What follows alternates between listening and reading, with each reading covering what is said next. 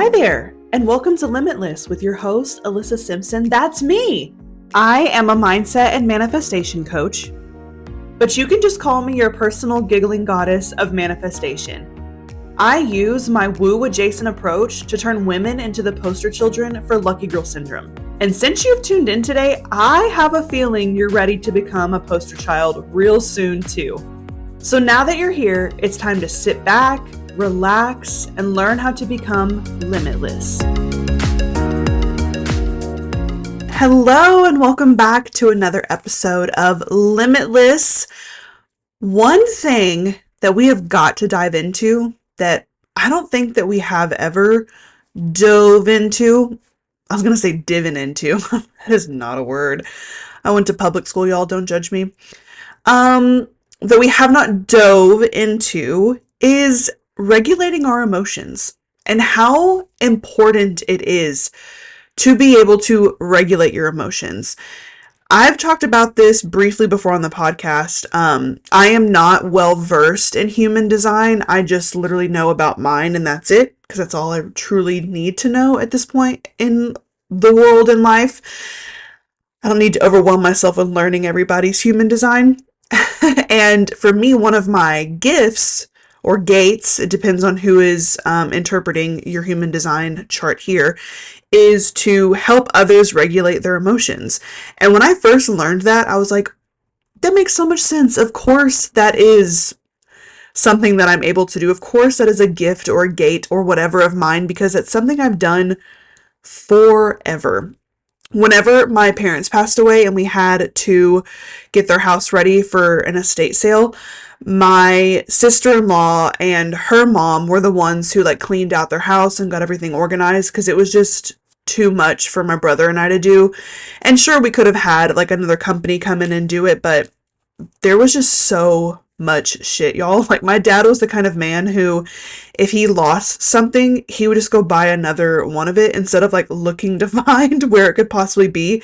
So there were tons of things, duplicates of things, and just the years and years and years of them collecting their own stuff. So anyways, when they were cleaning out the house and getting everything nice and neat and organized and ready for an estate sale, my sister-in-law found 2 or 3 letters that I wrote to my dad, and then there was one that I had wrote to my mom maybe. But my dad definitely kept the ones that I wrote to him, and I read them, and they were very, very much so what I do today. Talking about just having the power within you, and that, very motivational, and telling him that this is all going to work out for his greater good, and whatever sparked me writing those letters to him for inspirational purposes, or to help him with whatever was going on. It is literally the exact same thing that I do now with my clients and with other people in my life. I am very much this person for a lot of people, I help regulate the emotions of others. And number one, I do still have those letters, and I think I didn't date them whenever I wrote them to him, but he dated them himself, and I was 16 or 15. I don't know. But yeah, so been doing this a long time, you guys. This is something that I was quite literally put on this earth to do. This is so much of who I am. This is so much of who I've always been, and this is so much of what my mission and my purpose is for this business, this movement, this mission, everything that I have moving forward is so deeply rooted in teaching others how to regulate their own emotions. Not by just saying oh, calm down if you're freaking out, but to really use your emotions to strengthen your emotional intelligence in order to become a master manifester. Because people who don't have a good grasp on regulating themselves aren't very successful manifestors. Think of people who are successful in the world. Are they unable to regulate themselves? No. They're able to regulate themselves. So in this episode today, I'm going to be teaching you and telling you how to really kind of master the art of regulating your own emotions. And of course, there are all of these like tips and tricks and how-tos on regulating your emotions. And I'm not even going to go down that rabbit hole because I think a lot of those are bullshit. And I think a lot of those like are actually just more detrimental to your nervous system and your emotion, because when you're trying to calm yourself down, you don't need to shock your system. So specifically, I'm talking about cold plunges or breath work. And again, breath work is a very large umbrella because there's so many different types of breath work. There are so many different levels to breath work. I'm talking about like the true ancient version of breath work where you are breathing in shallow breaths for like 45 minutes straight. That type of breath work, that hardcore breath work where you leave and your mouth is dry and you're sweating and like it's just a lot. Those types of tools I don't think are useful when we're talking about regulating our emotions, because if you already have an unregulated system, you're just going to shock your system by doing shit like that to yourself. So no, this isn't an influencer video on I started cold plunging and it changed my whole life. No, we don't do that. We do not do that around here. This is more your practical getting a good grasp of your emotions and really learning how to like master your emotions and regulate yourself, okay? So the first thing that I always like to do, and this can either annoy the shit out of you or you can take it and be like, this is something that I should have been doing for years. And it is always looking at the other side of the coin. Okay. I am very much a person that when something happens, I literally say, well, at least I always look at the other side of things. Okay. So number one, being able to do that for yourself, even just this morning. So it is right now 21 degrees outside. And yesterday it was when our cold front came through here. And it like the day started in the 40s and it went down to the 20s. And this morning the feels like temperature was 1 degree. And I told Josh that this morning before he went to work, we were talking about the weather and how we're supposed to get snow later on this week and stuff. And just like how cold it is. And since yesterday was so windy with the cold front coming in, it truly was like miserable to even step outside to do anything. And today there's no wind. So this morning he was like, God damn, like it is so cold outside. My response was, yeah, but thank God it's not as windy as it was yesterday. Just a natural response to things is I always give the other side of the coin. Like, well, it could be worse. Well, it could be worse if we're running late to something and there's traffic, or someone cuts us off and they're speeding, or if there's a long line at the fast food restaurant that we're going to, or if there's a whole lot of people at the gas station, like whatever the thing is, my first initial response is, well, this is protecting us from something else. Like these things, I don't believe in coincidences. Y'all know that. So whenever there's something that's kind of an inconvenience, if you will, I always see it as a blessing. I always see it as well, this is protecting me from something else. Like the fact that there's traffic right now and that I'm stuck in traffic, and maybe I wouldn't have been in traffic if I left 10 minutes earlier. Maybe I could have been the person in the accident that this traffic is around 10 minutes if I would have left earlier, So having that kind of perspective really does almost immediately give you that feeling of, you're right, it could be so much worse. Oh, you know what? It really isn't that bad. Oh, you know what? How lucky am I right now? Another thing that I do is anytime that I hear sirens, is my first initial response is number one, I hope that everyone involved is okay. And number two, thank you for my safety. That's what I say, like, thank you for my safety and well-being. I've trained myself to literally subconsciously hear a siren and automatically elicit that thought for myself and have that feeling of gratitude for where I'm at. You know how much easier it is to be that way? In my opinion, it is so much harder and much more detrimental to yourself when you are stuck in traffic and you're like, oh, of course I am. Motherfucker, the traffic, blah, blah, blah, blah, these fucking idiots, this fucking bridge, blah, like whatever bitch starts coming out of you, whatever that bitch complaint is, That is so much harder than just to say, cool, I get to chill for a second. Like I get this time to myself. And you know what? I was actually wanting 10 minutes of me time and now I have it sitting in traffic. Or wow, thankfully I'm not involved in that wreck that's up ahead. And thankfully, like I don't have to have a phone call going out to my loved ones saying that I was in an accident. And you know what? Like I'm so thankful that I have this car that is keeping me safe, right? That's like the bare, naked rawness of how I'm able to help regulate emotions. Now, I want to take it into more of a coaching level here with you for a second because I think it's really important to understand like how I'm able to do this for others in my like coaching containers, because let's be honest, my clients, we are dealing with a lot of things, right? Like every single one of my clients is very different, but every single one of them at some point of our journey together, there is a lot of emotional regulating that happens. And a lot of things happen, right? And one thing that I want you to know is anytime that you make the conscious and subconscious decision to change your life, to change your circumstances, to become a master manifester, the universe is going to follow suit. And sometimes, like 85-90% of the time, when the universe follows suit in that way, it can feel like your whole world is burning down. You feel like everything that could go wrong is going wrong. And that is not true. That is just a feeling.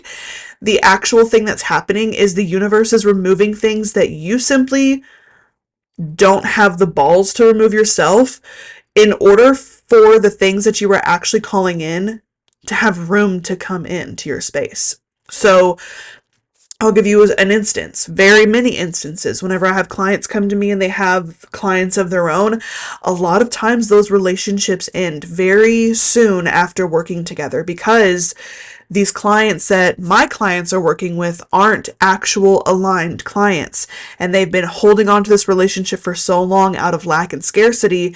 And so when me and my clients start to do the work together, they start to open up energetically to allow themselves to release those clients in order to have more. Literally just this morning, my client who was having a little bit of a rough week last week, there were some instances with a client of hers who was giving her a hard time, who was wanting to terminate a contract prematurely and was overall just not aligned in the first place, but they were sticking around, energetically. And when they severed that relationship last week, my client was having a hard time with it. She was taking it very personal because she had invested a lot of time and energy into this client of hers. And, a lot of the conversations that her and I were having together were of, okay, let's position this. Number one is your highest self. How would your highest self handle the situation? And number two, getting her to have a perspective shift and regulate those emotions around it to where this didn't feel like a personal attack, to where this was able to feel more of like something that was serving her and her highest self rather than being this horrible traumatic thing that was happening. This was last week. Today is Monday. When I'm recording this, it's on a Monday. And she sent me a message in Vox this morning and said, I just signed 2 dream clients over the weekend. And I'm telling you right now, that would not have been able to happen for her if she held on to that one client who truly wasn't aligned for her. And things like this happen all of the time with clients in my containers because I'm teaching them how to open up energetically and emotionally and spiritually so that they can start calling in these better opportunities for them, these more aligned opportunities for them, right? And a lot of that has to do with regulating their emotions. Because if you are operating from a place of fight or flightiness, if you're operating from a place of lack and scarcity and not feeling good enough or feeling like you have to white knuckle everything that you currently have, you will never make room for more. If you are in a constant state of, this sucks, but I'm going to keep doing it because I have to. This sucks, or I'm going to keep doing it because I don't see another option or an opportunity out of this. You will continue to keep attracting things that do not serve you. And if you have an emotional attachment to these things, to these people, to these situations, you're going to make it even harder, okay? Because at the end of the day, you cannot control anything other than your feelings and how you respond to stuff. right? And it is so much simpler and smoother and more beneficial for you when you can respond to stuff from a place of either neutrality or from a place of an emotional awareness, right? Myself, anytime that a situation happens, and I'm trying to think of like a recent one, and I truly honestly can't, and this isn't to like brag or to flex on anything of like, oh, I'm just better and like things just don't ever happen to me, because they do, but they're so far and few in between that it's just kind of like, it is what it is. And I do such a good job of regulating my emotions that I don't let it like truly affect me to the point where it's like, oh my God, I remember last Tuesday at 1 o'clock this thing happened and I was so freaked out, because things just kind of come and go, and I choose to put my focus on things that are actually in alignment for me and feel good for me, rather than paying attention to the few things that don't necessarily go my way. I have one for you. So something that I am very consistent with is my mindset work. And over the past 6 or 7 months, something that I have incorporated that I am really loving is doing morning subliminal messages. When I do my subliminal messages, I am also journaling or writing down my gratitude list for the day, or really just sitting and soaking it all in. And oftentimes I get asked, Alyssa, like what subliminal messages do you listen to? And I actually create my own in a way that is not your typical subliminal message. So majority of people understand subliminal messages as things that your subconscious mind can understand, but your conscious mind cannot. And I am a very firm believer in, if there is something that I'm working on, if there's a limiting belief that I'm trying to rewire, I need both my conscious mind and my subconscious mind to understand that we are rewiring that limiting belief. So I listen to subliminals that are actually blended in with affirmations, if you will, and just things that I am truly trying to get my both conscious mind and subconscious mind on board with. So my subliminal messages are a blend of subliminal music plus guided affirmations on top. And what I have learned is, when I can personalize my own subliminal messages and really use them for the season that I'm in, I am able to see actual real change for myself. And something that I love to do is share with you the things that I find that actually truly work. And with that being said, I have created a beautiful subliminal affirmation guided recording for you that is complimentary. You can have it for free, but there is a little bit of a trade-off here. You can have this guided subliminal message for free if you leave a review on this podcast episode, screenshot the review that you have left and send it to me via email or via Instagram DM. However you want to get the review to me is perfectly fine. And when you submit that review to me via a screenshot, you will receive an email for the guided subliminal message. This is something that's going to be really great to kickstart the year for you. It's something that I really enjoy creating. There's a lot of love. There's a lot of growth. There is a lot of inspiration inside of this recording, and it's yours for free. You just got to leave me a review and send me the screenshot. Let's get back to the episode. I have in this current moment in time, but by the time this episode airs, I will not have. But I have a second home. It was Josh and I's first home, and we've kept it since we moved into our new home as a rental property. And there were just a lot of things that were happening that the universe was quite literally telling me, like, Alyssa, you've got to let this place go. Because I wanted to keep the home for a multitude of reasons, one of them being that it's another opportunity to create passive income. It's another opportunity to have, more liquid assets, if you will, if that's even the right fucking term. I don't know. I'm not a financial person. I just know the energetics of money. But yeah, to have something like property, that can be an asset of ours. Well, the house was built in like 1964 or 1965, and all of the plumbing in the home is original plumbing, and it's all cast iron. And Josh and I went to have a little bit of foundation work fixed on this house because there were old pine trees that were on the property that we had removed like 3 or 4 years ago. And pine trees, if you didn't know, their roots are super shallow, and because of how close they were to the house, it really did kind of mess with the integrity of the foundation of the house because of these roots were so shallow. And when we had those pine trees removed, I don't necessarily know how it works in like the tree arbor world, but I'm assuming that those roots were still alive until they died because they weren't giving life to anything. And there started to have a very small sag at the front of the house to where the front door was. Our tenants that were living there, they were having a hard time shutting and locking the door.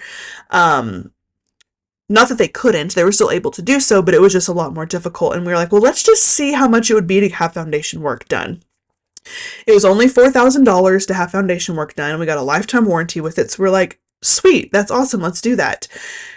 Well, because the house's age, and because we had no idea, and you don't really know until you start digging, and this is just a lesson for myself, really, and Josh as well, is like, if there's not like an apparent problem with your home, don't go digging, because you're gonna like literally digging because you're gonna find issues.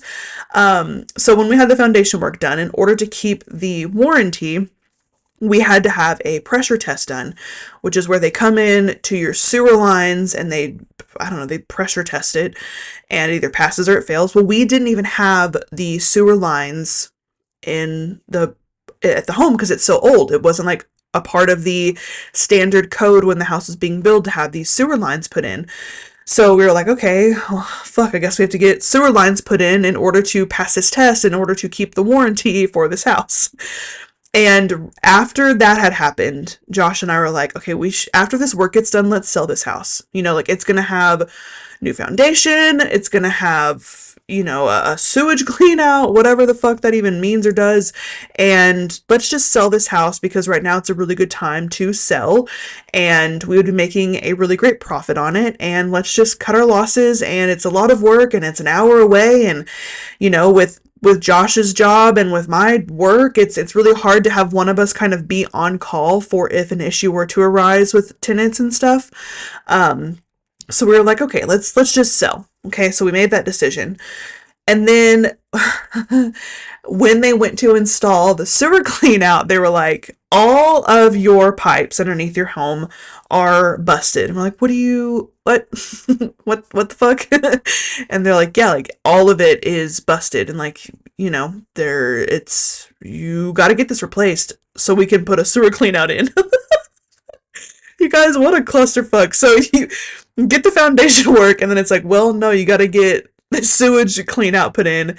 It's like, oh, wait, no, all of your pipes are fucked under your house. You got to replace all of this. And plumbing work is, in my opinion, it's a hard line of work. Okay, like I don't even think that plumbers enjoy doing the plumber work that they have to do because it's a lot. You gotta be like in tiny places. These people that fixed our plumbing had to go underneath our house, had to dig, had to rip out old cast iron plumbing. And it was all, you guys, like not even like a single foot. And they replaced 65 feet of plumbing under the house. Not a single foot of it wasn't compromised. It was all cracked and rusted and fucked. And I'm really surprised that, Josh and I had plumbing issues whenever we lived there, but I just chalked it up to this is an older house and it's not to the point where it needs to be fixed, But we found out why there was plumbing issues very quickly when we had this done. I'm telling all of you this to get to a point, I promise you. I'm not just giving you a story of our rental property. But all of these things were happening and all of this money was going to have to be spent on these repairs. And I could have easily lost my fucking mind. And when I talk about it, I laugh because to me, it's like, it's just silly. It's just so silly that to have something done, there's like 3 other things that have to be done in order to make this one thing done. And I'm sure a lot of people would have this happen to them and they would, again, lose their fucking mind. But to me, I was just like, it's going to get taken care of. It's going to be fine. It is what it is. And all of this work that we're having done on the house will just help us increase the price of us selling it, because basically you're getting a brand new bone structure to a home that's however old 65 years, whatever, 1965 to now is, you know what I mean? Like, however, whatever math that is, like a lot of years in between 1965 and 2025, you are getting a brand new house essentially. Like a lot of homes, they just kind of paint and put new carpet and do new cabinets and maybe replace the windows. But before we've sold this house, we put a new roof on, we had all new plumbing done, we had foundational work fixed, we had a new hot water heater put in, we got a new HVAC system put in, we had new an electric panel put in. So like we have all these things stacked up against us to kind of be one of the shinier homes in the area, and we can price it at that shiny home point as well, right? So I didn't look at this as a fuck, what's happening? I look at it as like all of this is meant to happen for whatever reason, and it is what it is. And now we are closing next week. So by the time this episode airs, I will have sold my first home I ever bought. And it is bittersweet, but I just look at it as we have so many great memories in that house, and that house has always been really good to us. And even though our last bit of a relationship with that house wasn't the best, we had to have a lot of people come in and do little repairs on her. It all happens for a reason. And this can be applied to literally everything in our lives. I think of the most difficult time for me in my life was the many years that led up to losing both of my parents. And even then, like, I still wasn't a basket case. I wasn't losing my mind. I wasn't freaking out. I was having a hard time, but in my own way, but also telling myself, like, this is all happening for a reason. This isn't just a coincidence. This isn't just a shit thing that's being done to me. That's another thing, y'all, is things don't happen to you, they happen for you. And like I shared in, the episode about me talking in depth about losing my parents, like I wouldn't be here right now talking about this with you, doing the line of work that I do, creating the movement that I'm creating, having the business that I have, if I hadn't had gone through that. All of those things happened for me. Was it hard? Yes. Would I gladly do it again? Yes, because I had to do and go through those things. Those things had to happen for me in order to be where I'm at today. And the same thing goes for you. The things that have happened in your life that you probably look at and you're like, oh my God, why the fuck did that happen to me? That was so horrible. It happened for you. Those things had to happen for you in order for you to be where you are right now. And you're going to continue to have things happen for you until your last breath here on earth.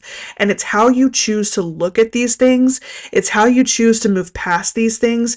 And it's how you choose to take these things as an opportunity rather than playing victim by them.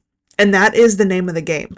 And when you can learn how to not only regulate your emotions in this sense, but when you can also learn how to take every single thing as an opportunity for you, that is when you actually start to become a master manifester, because you get to see potential in everything. You don't just get to live by the conditions and circumstances that surround you. And that is how you become elevated. That is how you become your highest self, because your highest self doesn't look at things that have happened to you and go, oh my God, how are we going to recover from this? No. The one thing that I know to be good and damn well true is you are resilient. Humans are resilient. We can get through anything. But over the past 100 years, we've kind of lost our resiliency. Like, there's been things that have happened that remind us of how resilient we are, but overall, like, because we're not having to live as our ancestors did in fight or flight all the time, we kind of lost that holy shit, I'm a badass feeling to just existing, And if you can do anything this week, it definitely would be to remember who the fuck you are and understand that things that are happening in and around your life right now are happening for you. They're for the greater good of you, even if they don't feel like it right now. And the sooner that you can start to understand that and believe that truly wholeheartedly, the better off you're going to be. And of course, if this is something that you desire some guidance with, I have so many resources up my sleeve. to truly help you, and I am patiently waiting for you to reach out and ask for said resources. Okay? Alrighty, y'all. I've chatted your head off enough, so I will see you next week. Bye! Thank you for tuning in today. Your support is so appreciated, and I would love to hear your feedback on this episode. Make sure to leave a review, and when you screenshot this and share it with your friends, that you're tagging me on Instagram at _Alyssa Simpson X. I'll see you next week. Bye!